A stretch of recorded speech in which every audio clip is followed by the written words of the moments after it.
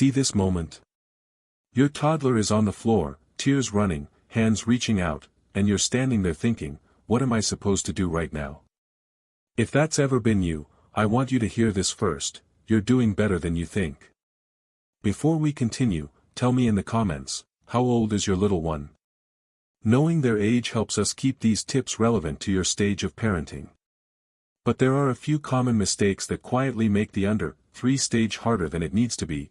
Mistakes like rushing to fix every struggle, trying to entertain every second, talking less because they can't talk back yet, or turning discipline into punishment instead of teaching. In this video, I'm giving you 10 parenting tips every parent needs before their child turns 3, real-life tips you can use today, even if you're tired, even if your house is messy, even if your toddler just threw the snack you made with love. Here's the truth: these early years move fast, and they shape how safe your child feels, how confident they become, and how they learn to handle big emotions in a small body. So stay with me, because by the end, you'll know exactly what to do in moments like this, what to stop stressing over, and what to focus on if you want a calmer home and a more secure, thriving toddler. Tip 1. Prioritize connection and presence over perfection. Your toddler doesn't need you to be the perfect parent with the perfect schedule and the Pinterest-perfect snack plate. They need you present. That means putting your phone down during playtime, getting on the floor with them, making eye contact when they babble at you about absolutely nothing. Those micro moments of attention, when you stop folding laundry to watch them stack blocks, when you narrate what they're doing instead of scrolling, that's where secure attachment gets built. Connection isn't a luxury. It's the foundation everything else stands on. Tip 2. Let them try. Don't steal their struggle. I know it's painful to watch your 18-month-old fumble with a spoon for 5 minutes when you could just feed them and be done. But every time you swoop in and do it for them, you're sending a quiet message: you can't do this. I'll handle it. Instead, let them wrestle with the zipper. Let them attempt the messy ponytail. Let them carry the cup even if half of it spills. Struggle builds confidence. Mastery builds belief. And toddlers who believe, I can try hard things, grow into kids who aren't afraid to fail. So step back, narrate what they're doing, and cheer the effort, not just the outcome. Tip 3. Allow boredom. Creativity starts there. We live in a world that treats boredom like a parenting failure, but boredom is actually a gift. When your toddler is staring at the ceiling or wandering around aimlessly, their brain is working. They're problem-solving, imagining, making connections. The minute you rush in with another toy or turn on a screen, you interrupt that process. So resist the urge to entertain them every second. Let them be bored. Let them figure out what to do with a cardboard box, a wooden spoon, or their own 2 hands. Some of the most important brain development happens in the quiet, unstructured moments when they're left to their own devices. Tip 4. Talk all day.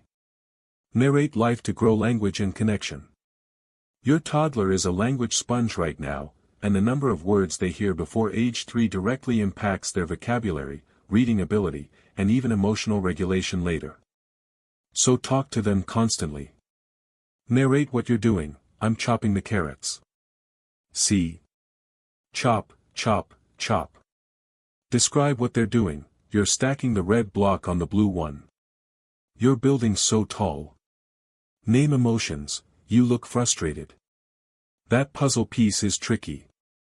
Every sentence you speak is wiring their brain for language, logic, and connection. Don't wait for them to talk back. Just talk. Tip 5. Treat play as real learning. Follow their lead. Play isn't just killing time until dinner. It's how toddlers make sense of the world. When they're banging pots and pans, they're exploring sound and cause and effect. When they're lining up toy cars, they're working on patterns and order. Your job isn't to direct their play or turn it into a lesson. Your job is to follow their lead, get curious, and join in without taking over. Sit on the floor. Ask questions. Hand them the next block. Let them be the director. Child-led play builds problem-solving, creativity, and the belief that their ideas matter. That's learning you can't buy in a workbook. Tip 6, discipline equals teaching. Co-regulate first, correct second. When your toddler melts down because you gave them the wrong color cup, your instinct might be to say, "Stop crying, it's just a cup," or send them to timeout. But discipline isn't about punishment. It's about teaching. And toddlers can't learn when their nervous system is flooded. So co-regulate first. Get down on their level. Use a calm voice. Say things like, "You're really upset. I see that. Let's take some deep breaths together." Once they're calm, then you can teach. Next time, use your words. Say, "Blue cup, please." Behavior is communication. Your job is to help them feel safe enough to learn a better way. Tip 7, use simple routines to prevent meltdowns and ease transitions. Toddlers thrive on predictability. When they know what's coming next, their little nervous systems can relax. So build simple, repeating routines around the big transitions: wake up, meals, nap, bedtime. It doesn't have to be rigid or Pinterest perfect. It just has to be consistent. Maybe bedtime is always bath, book, song, lights out. Maybe morning is always breakfast, get dressed, play. The routine itself becomes a cue that says, "You're safe. You know what happens next." And when toddlers feel safe, they cooperate more and melt down less. Routines are one of the fastest ways to bring more peace into your home. Tip 8, end food battles. Your job is offering, their job is choosing. Mealtimes can become a war zone fast, but here's the truth: you can't force a toddler to eat. The more you pressure, beg, or bribe, the more they resist. So let it go. Your job is to offer balanced, healthy options at regular times. Their job is to decide whether to eat and how much. Serve the broccoli alongside the pasta. Don't comment if they only eat 3 bites. Don't praise them for finishing. Just offer, sit together, and let them listen to their own hunger cues. When you stop fighting over food, meals become calmer and kids develop a healthier relationship with eating for life. Tip 9, protect sleep with a consistent wind-down routine. Sleep isn't just rest. It's when your toddler's brain consolidates everything they learned that day, processes emotions, and literally grows. But toddlers don't wind down automatically. They need help. So create a calming, screen-free bedtime routine and stick to it every single night. Dim the lights. Slow your voice. Maybe it's a warm bath, a quiet book, a lullaby, and then bed at the same time. The predictability signals their body that sleep is coming, and over time, they'll fall asleep faster and wake less. Protect sleep like it's medicine, because for a toddler's developing brain, it basically is. Tip 10, don't rush it. Choose grace, photos, and presents. Here's the thing nobody tells you: these years go fast. One day you'll blink and they won't fit in your lap anymore. So slow down.